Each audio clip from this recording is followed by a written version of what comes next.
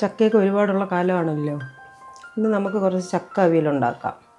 ചക്ക വൃത്തിയാക്കി അവിയലിനായി അരിഞ്ഞ് എടുത്തിട്ടുണ്ട്. അതിനെ നമുക്ക് പാനിലോട്ടിട്ട് അതിൽ കുറച്ച് വെള്ളം ഒഴിച്ച് ഉപ്പും ചേർത്ത് വേവാനായി നമുക്കതൊന്ന് അടച്ചു വയ്ക്കാം. ഇതിനുള്ള അരപ്പ് അരച്ചെടുത്തിട്ട് വരാം. അവിയലിന് ആവശ്യമുള്ള തേങ്ങ, മുളക് പൊടി, മഞ്ഞൾപ്പൊടി, ജീരകം, വെളുത്തുള്ളി.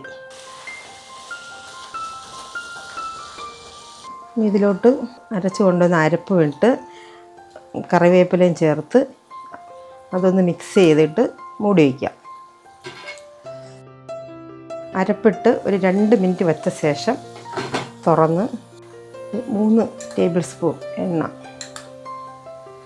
വെളിച്ചെണ്ണ ചേർത്ത്